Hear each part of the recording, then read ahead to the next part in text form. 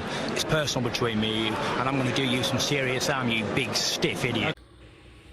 The Untouchable True School Sports Empire proudly presents something the boxing game's been missing. Hey, what's going on? It's your boy BT, and I came here to talk some boxing with the thousands of True School Sports subscribers. Now, this is my late, but still my official Christian Mbilli versus Carlos Gongora post-fight review, and the result of the fight is a very exciting unanimous decision for Christian Mbilli, as he has now won the WBC Super Middleweight title eliminator fight. Now, this is important because you guys know tonight we have the big fight, the fight that's really getting all the headlines at 168 this weekend, between Caleb Plant and David Benavidez. We will be live for this fight tonight here on True School Sports. I'll be wearing this on the live tonight here on True School Sports, so make sure you guys tune in for that and join us for that. Should be a fun night as we cover the action between Plant and Benavidez. But as far as Mbilli and Gongora, very intriguing fight because we knew what the reputation was that these guys both carry coming into the ring.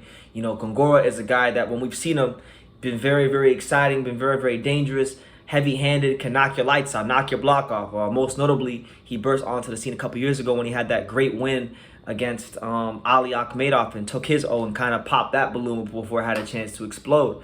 You know, Christian Mbilli, for people that from our hardcore boxing heads out there, you guys know, and Billy's been pounding the pavement on the low, beating some really good fighters or solid veterans. I won't say like the best fighters, but solid veterans. You know, guys like Ronald Ellis, guys like Najib Mohammadi, DeAndre Ware, Vaughn Alexander. You know, guys that are proven at a certain level in the super middleweight division and have fought, you know, some of the guys that, you know, and Mbilli has aspirations to fight. So this is a big fight for Mbilli coming in. He had that all-action style, and he was finally going to be met with a guy in Gongora who was carrying some serious stump in both hands, you know, being the fact that he had 16 knockouts in, what was it, like 22 fights coming in. So he knows how to knock you out. It was an interesting fight because Mbilli, obviously he had the work rate, the athletic, workmanlike style where he's going to be throwing a lot of punches. Gongora, though, was able to have a lot of success in this fight, hurting Christian Mbilli. Most notably, I think it was the 8th round, and if you guys want to see what the 8th round was like, the 8th round was a beautiful round. It was a great round of boxing.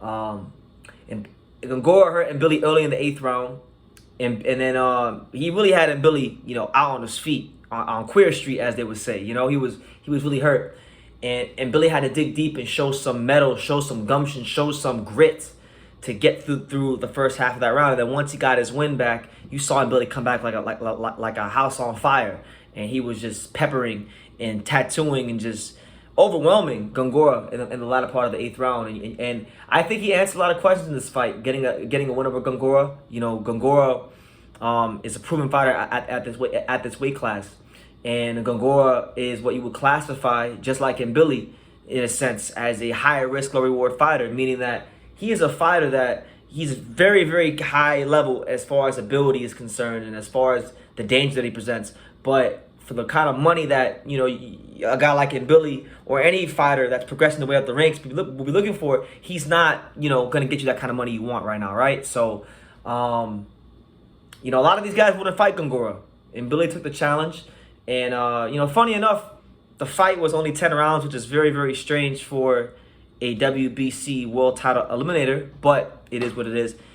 He was able to get the job done and do what he needed to do and get his hand raised. So, I liked what I saw from Mbilli. I think defensively, just because he's so active as a fighter, just because he's such a high volume puncher, he's always going to be susceptible to counter punches and getting hit with hard flush shots. But however, I like that even when Gongora would land in times of this fight, you know, Mbilli would throw maybe 4 to 5 punches to Gongora's 1, 6 to 7 punches to Gongora's 1. He overwhelmed him with volume, and Gongora was going to have to maybe turn up the volume on his punches and kind of match his pace, or catch Mbilli with a shot that was really going to, you know, stop him in his tracks. And he was able to do that, but this guy's spirit, Mbilli, just wouldn't be broken. So he's proven to me, not just in his previous fights, but more so in this fight, that he's a serious threat and he's a serious contender in the super middleweight division. And listen, I know the talk from the boxing media and the talk from Plant and Benavidez is going to be all centered around, you know, fighting Canelo Alvarez and getting that big fight, and rightfully so. I mean, Canelo Alvarez is a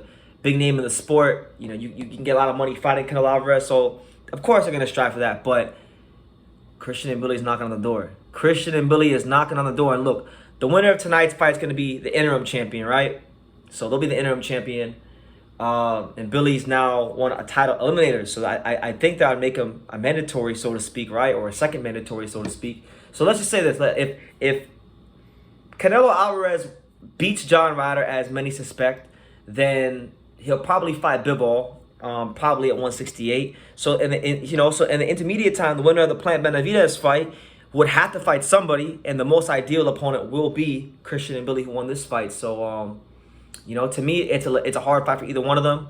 I would like, personally, style-wise, I think Benavidez versus Mbilli would just be one of the best fights in boxing, because they both kind of do the same things, and they both know how to fight just going one way, and that's forward, and taking their opponents to those deep, dark, uncomfortable places. So hopefully, for the sake of boxing, if we're not getting the winner of Plant Benavidez versus Canelo next, then I would like Benavidez versus Mbilli next, because I think that'd be a great fight for boxing. But even Mbilli versus Plant would be a good fight. But yeah, I think Christian Mbilli answered a lot of questions. He showed you that if you're gonna beat him, you're gonna have to really need to have some serious power, and you're gonna need to be a very well-conditioned fighter, because if you're not those things, then you saw Carlos Gongora. There's not many harder punchers at 168 than Carlos Gongora, and he couldn't even drop Christian Mbilli. So good luck to anybody that steps in the ring with this man, because they are definitely going to need it. So I'm gonna leave it at that. You guys let me know what you think about Christian Mbilli and Gongora. Let me know what you think about Mbilli potentially fighting the winner of tonight's fight. Make sure you guys join us on the live, me and Pops and Alex. It'll be a great time. So join us for the Plant Benavidez live.